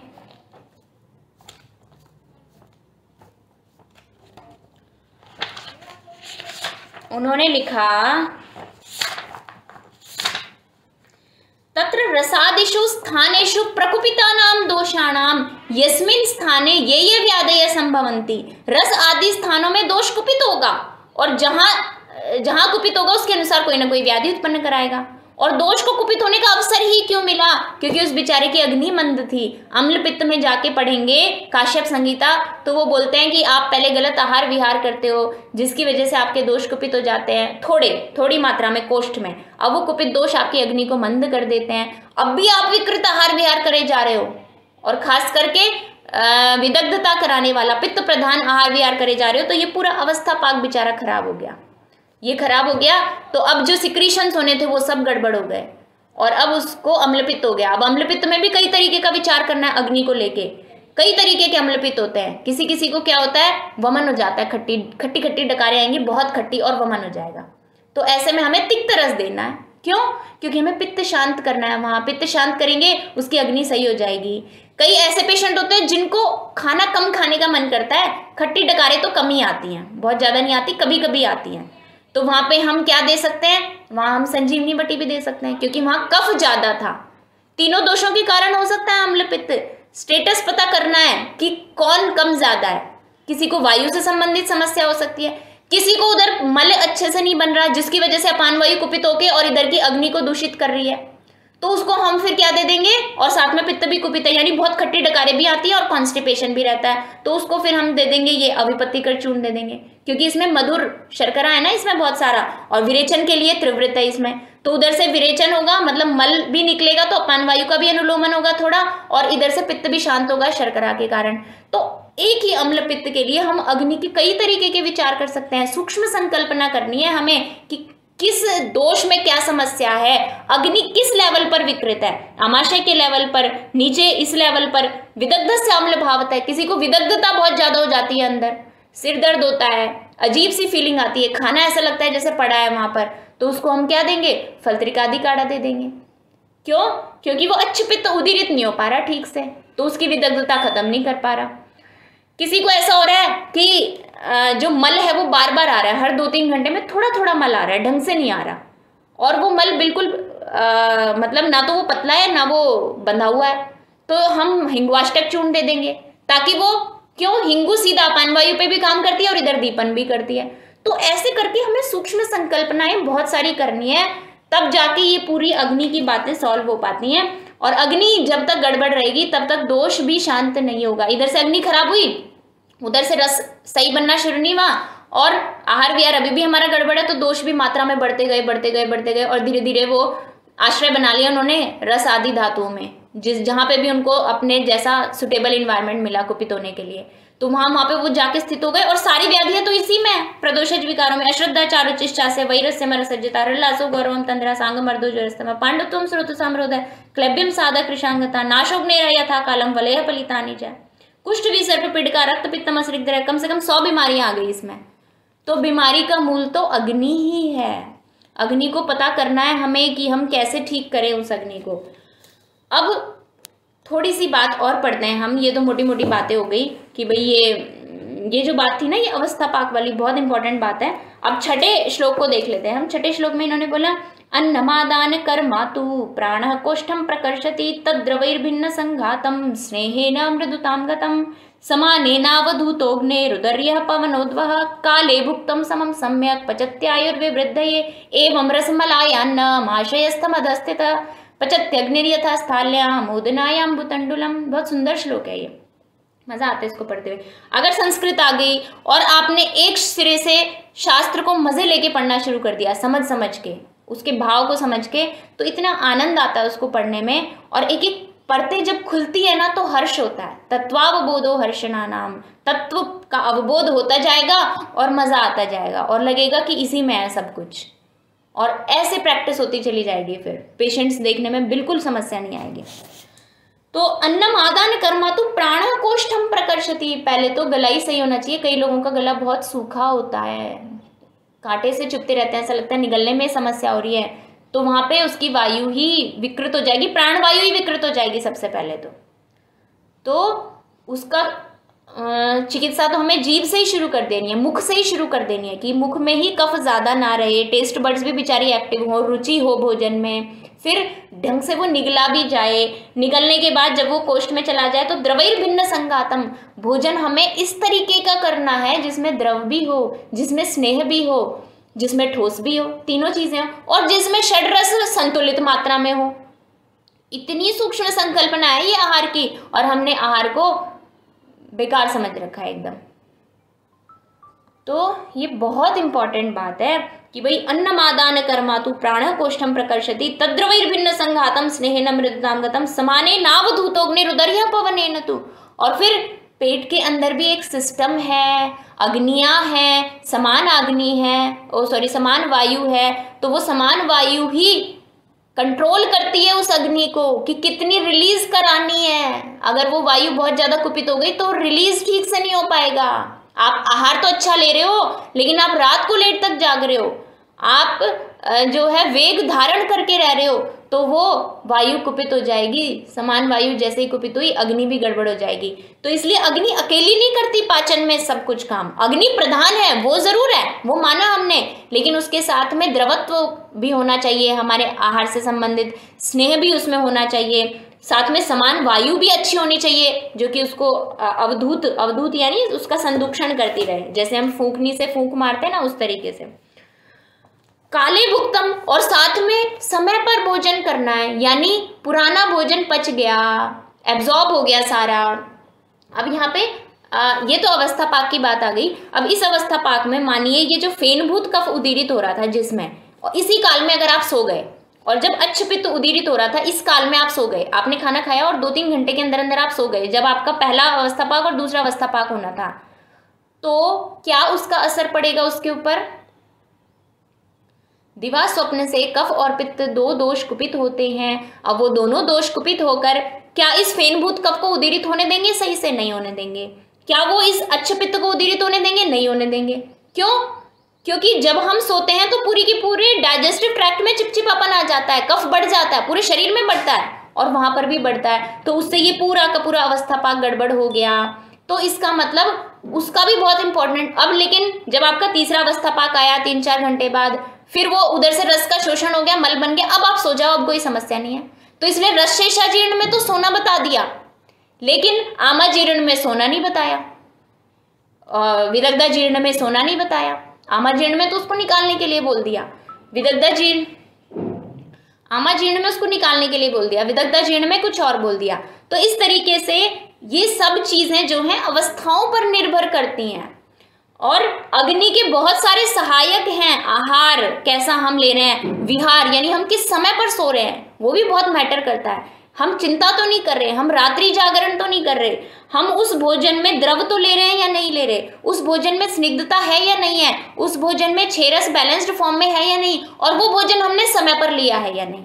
समय पर लिया है मतलब पुराने भोजन का अवशोषण हो गया और अब हमें तेज भूख लगी, तेज भूख लगी। तो 21वें अध्याय में क्या बोला है? क्षुत पिपासा सहोदये, तो वहां पे चक्रपाणी टीका में लिखा है क्षुत पिपासा असह उदये, दीर्घ संधि है वहां, कि क्षुत भूख और प्यास जब असहनीय, सहोदय नहीं है वो कि एक साथ उत्पन्न हो जाए, नहीं, भूख और प्यास असहनीय लगने लगे, तब आप समझ लो कि अब ये खाने का सही समय है, लघुता आ गई है शरीर में, अब हम नया भोजन करेंगे तो वो पच जाएगा। और उसके पहले या बाद में हमने किया तो उस बेचारी अग्नि में क्षमता नहीं बची है, अब वो नहीं पचा पाएगी। तो काले भुक्तम, समय पर भोजन करना भी उतना ही जरूरी है जितने कि ये बाकी के घटक है अग्नि के लिए। अग्नि को हेल्प करने में काल भी उतना ही जरूरी है। और समम सम्यक, समम यानी जो प्रकृति अष्टाहार विधि विशेषायतन है उनका ध्यान में रख के हम भोजन करें। प्रकृति, अब उसमें हमें सबसे बड़ी प्रॉब्लम तो यही है, 8 आहार विधि विशेषायतन ही नहीं पता हमें।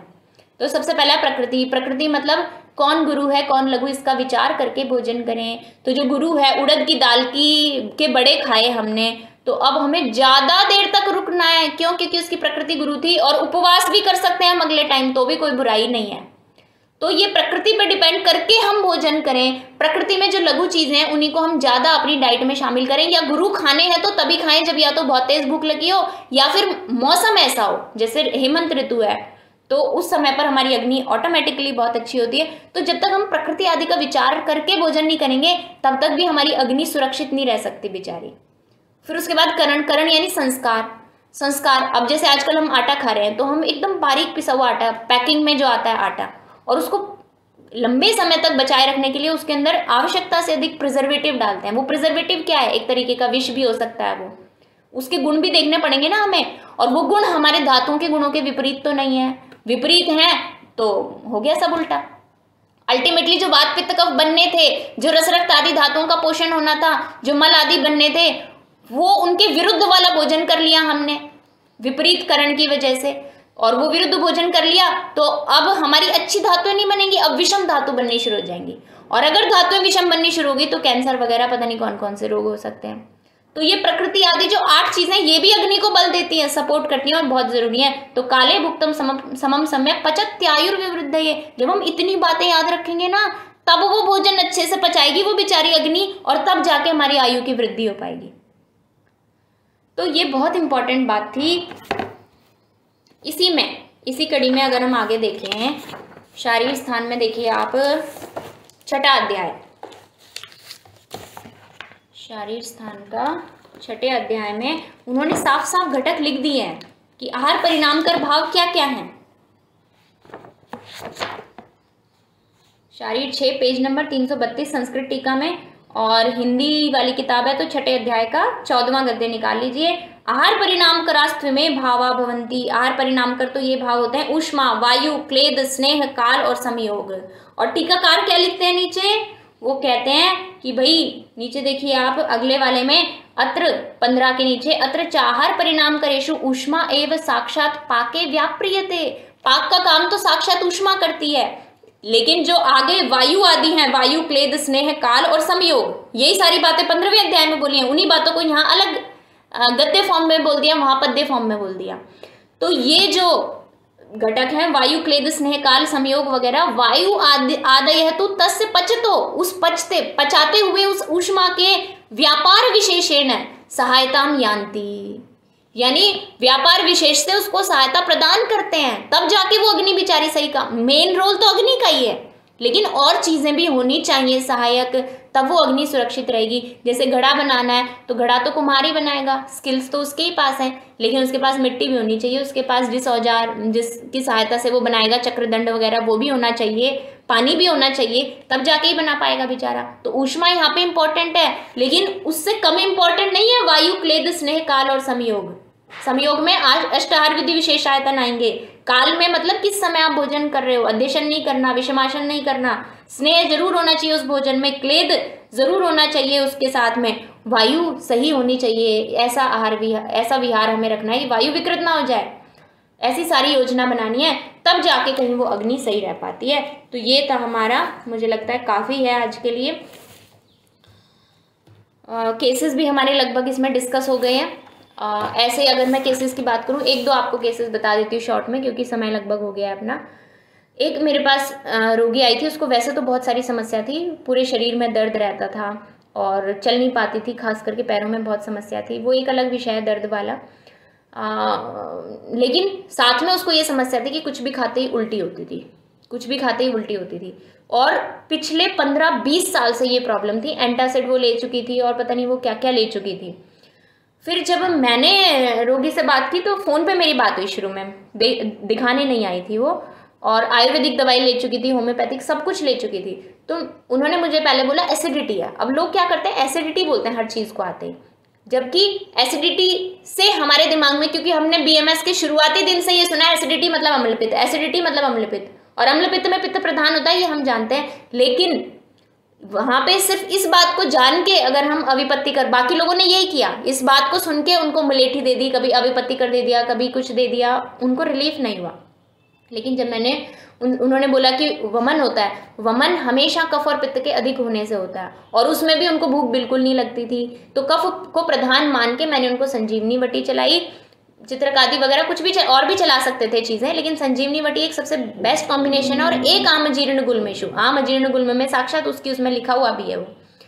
और मानिए कि अगर वहाँ खट्टी डकारे हैं थोड़ी बहुत, तब हमें चित्रकादि ना देके संजीवनी ज्यादा देनी चाहिए, क्योंकि संजीवनी का जो कॉम्बिनेशन है वो कुछ ऐसा है जैसे उसमें त्रिफला है, त्रिफला कफ पित्त शामक होता है, मतलब उसमें भल्ला तक भी है, उसमें विष भी है, लेकिन उसमें साथ में ऐसा कॉम्बिनेशन भी है जो कि उसको बैलेंस बना के रख रहा है। इसीलिए वो सर्प विष में भी दे रहे हैं हम, त्रिदोषज अवस्थाओं में अगर हमें देना है तो चित्रकादि से बेटर कॉम्बिनेशन है संजीवनी। चित्रकादि में क्या है, चित्रकम पिप्पली मूलम दो क्षारो लवणानी चाहिए, उसमें सब पित्तवर्धक है। तो यहाँ पर मैंने सोचा उनको ये देते हैं संजीवनी, और संजीवनी मैंने उनको दिया अदरक और मेथी के काढ़े से। मेथी भी पाचन कराती है, थोड़ा तिक्त वाली हो गई, और अदरक तो उसका अनुपान लिखा ही है। अब हम संजीवनी तो दे देते हैं, लेकिन हम सिंपल पानी से दे देते हैं, हमारी ये समस्या है। अनुपान का विचार जरूर करना चाहिए, तभी जाके वो औषधि ठीक काम करेगी। तो उनको उससे दिया, तो इतने साल पुराना जो वमन हो रहा था वो उनको तुरंत रुक गया 3 दिन के अंदर अंदर। तीसरे दिन से उनको वमन नहीं हुआ, और फिर धीरे धीरे खैर दवाइयाँ और अलग अलग तरीके से चली, मतलब दवाइयाँ बहुत ज़्यादा नहीं दी थी, 1-1, 2-2 मेडिसिन बस। ये तो सिर्फ वमन रुका ही नहीं, 2 मेडिसिन से। फिर बाद में कुछ कुछ और करते रहे, तो धीरे धीरे उनका पाचन ठीक हो गया, और मतलब दिन में 2 बार वो खाना खाने लग गई। और वो ये भी बोलती थी कि मेरा बिल्कुल सब्जी देख के ऐसा लगता है कि वॉमिटिंग हो जाएगी। कई लोग पर्टिकुलर चीज़ के लिए बताते हैं कि सब्जी देख के वॉमिटिंग हो जाएगी, यानी कटु तिक्त से वॉमिटिंग हो रही है, तो कहीं ना कहीं अपित्त इंपॉर्टेंट है, या फिर अरुचि हो रही है तो उनकी अग्नि उतनी अच्छी नहीं है। तो ऐसे करके हर पेशेंट के लिए अलग अलग तरीके का विचार करेंगे, और फिर डिसाइड करेंगे कि कैसे हमें इसको जाना है, ट्रीट करना है। तो आज के लिए इतना ही। अब आपको कुछ पूछना हो तो पूछ सकते हैं।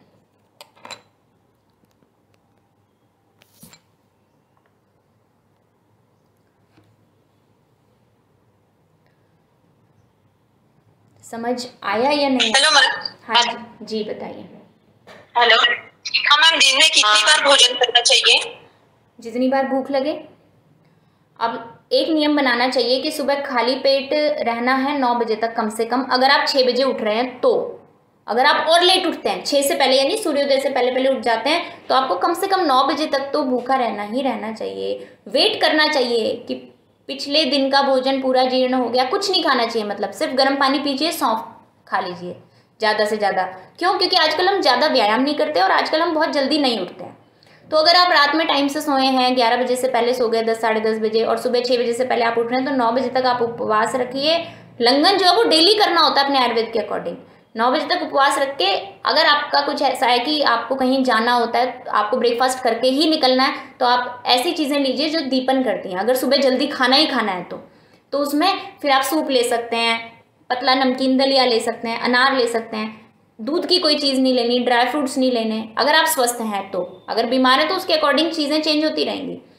तो ऐसा करना है। और फिर उसके बाद में लंच आप 12-1 बजे जब भी करते हैं वो कर सकते हैं। और अगर आपका शेड्यूल जॉब प्रोफाइल कुछ इस टाइप का है कि आप सीधा खाना खाने के लिए वेट कर सकते हैं, यानी 10-11 बजे आपको गर्म खाना, 10-11 बजे लगभग तेज़ भूख लग जाएगी अगर हम कुछ नहीं खाते हैं सुबह तो जब तेज़ भूख लगने पर अगर आप गर्म खाना ले लेते हैं तो उससे बेस्ट कुछ भी नहीं है।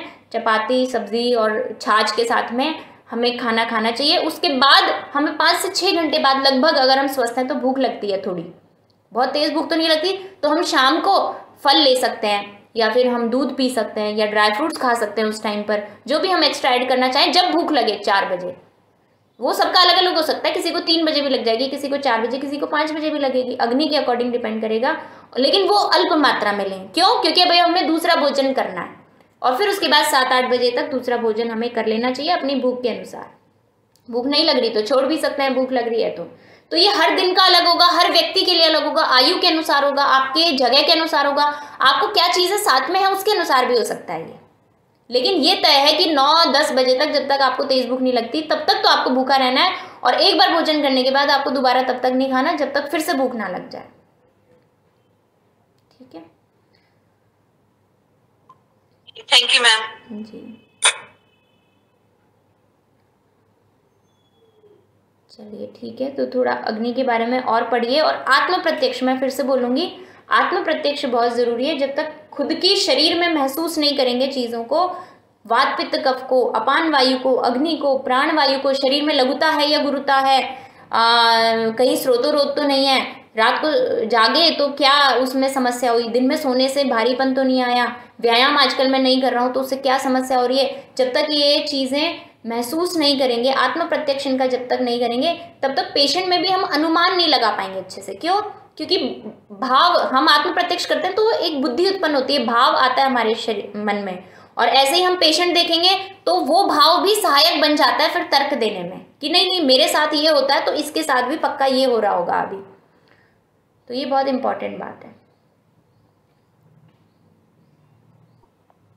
मैम मैं स्टूडेंट हूँ और मुझे संहिता वाचन करना है, पर मैम जब मैं संस्कृत को पढ़ने लग जाती हूँ तो मुझे वो लिंक ही नहीं लगती जैसी लगनी चाहिए, तो मुझे ट्रांसलेशन पे जाना ही पड़ता है। देखिए मैं बताती हूँ इसका। सबसे लैंग्वेज कभी भी हमें ग्रामर पढ़ के नहीं आती।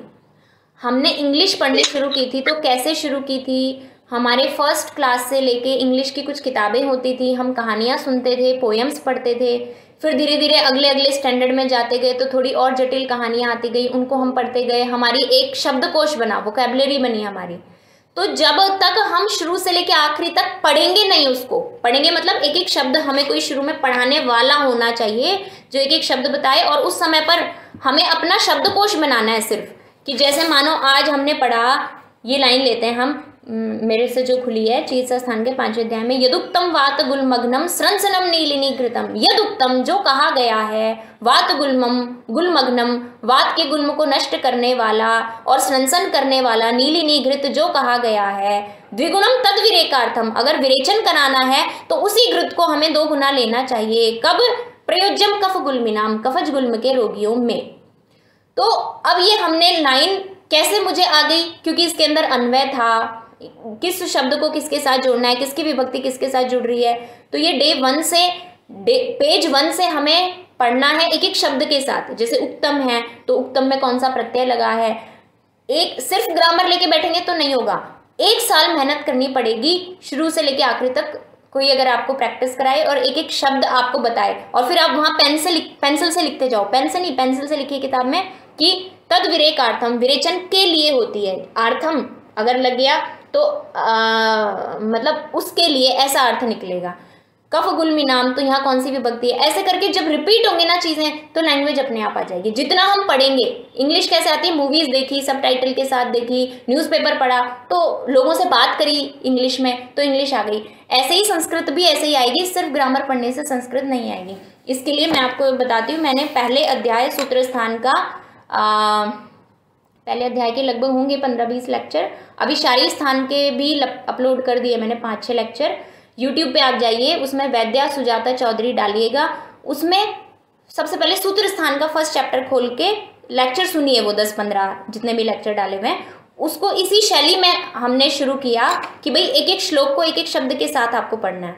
तो जब हमने, अभी हम खैर शारीर स्थान पे हैं, लेकिन और 1.5 साल हो गया इस तरीके से मुझे पढ़ाते हुए, तो जो स्टूडेंट्स पढ़ रहे थे उस टाइम पर 6 महीने के अंदर अंदर उनको प्रैक्टिस हो गई। हालांकि अभी वो टीका उतने अच्छे से नहीं पढ़ पाते, उनके डाउट्स रहते हैं बहुत सारे, लेकिन अब अगर मैं संस्कृत बोलूँ तो उस संस्कृत को सिर्फ सुन के उन्हें 60-70% बात समझ में आ जाती है। लेकिन पहले वो बिल्कुल भी नहीं आती थी, वो हिंदी पढ़नी पड़ती थी। तो लैंग्वेज के लिए आप उन जब लेक्चर्स को सुनोगे तो आपको आइडिया आ जाएगा कि आपको किस तरीके से पढ़ना है। उस तरीके से एक बार आप शुरुआत करो, साल भर मेहनत करिए तो अपने आप लैंग्वेज आ जाएगी। और फिर एक बार लैंग्वेज आ गई तो फिर तो आज आपने देख लिया उदाहरण कि भाई कितनी जरूरी है लैंग्वेज। भाषा, सिर्फ भाषा का भेद है और हम इतने गूढ़ खजानों को नहीं समझ पा रहे, कितनी बड़ी समस्या आई है हमारी। थैंक यू मैम, मैं ट्राई करूंगी। ओके। हेलो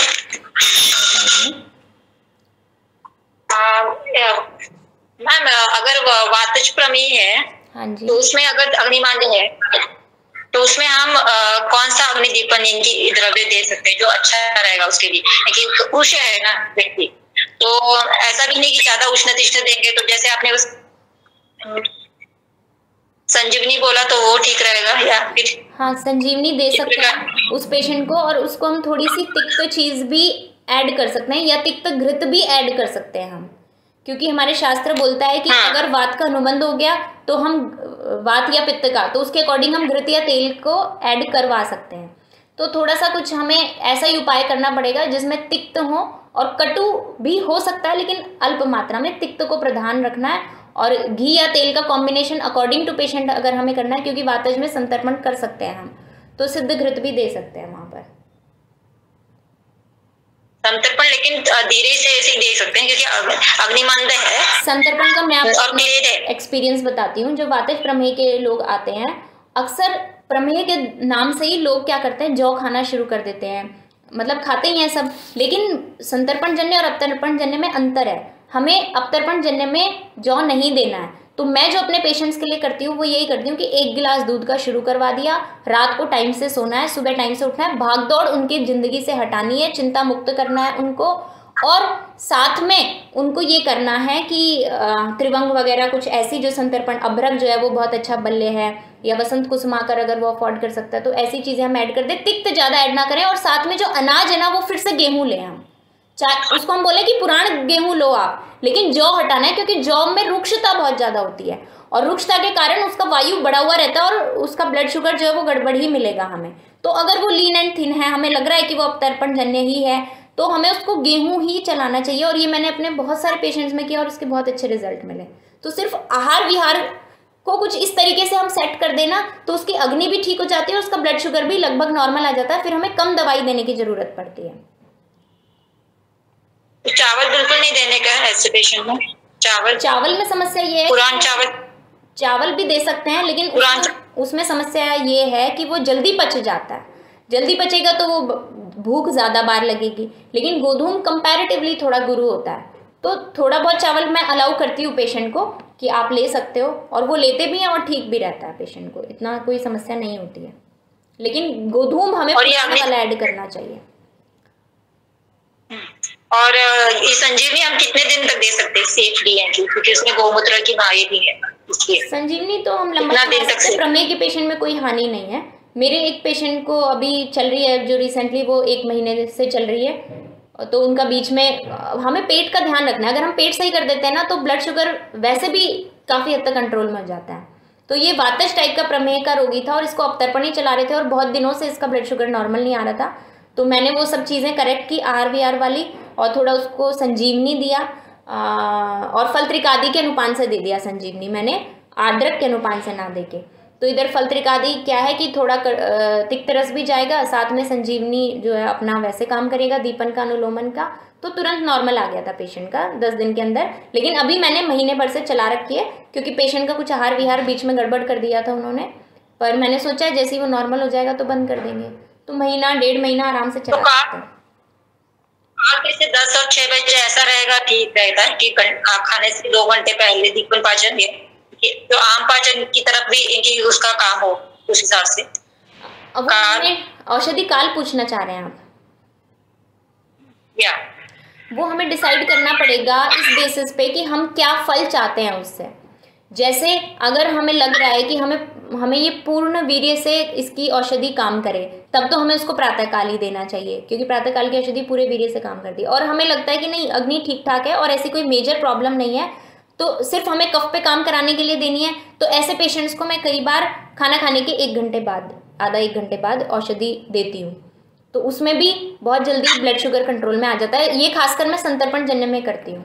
लेकिन कई बार मुझे लगता है कि अभी जल्दी रिजल्ट चाहिए, तुरंत चाहिए, समस्या ज़्यादा है, तो फिर सुबह सुबह हमें औषधि देनी चाहिए खाली पेट, क्योंकि वो तुरंत पूर्ण वीर्य से अपना काम करती है।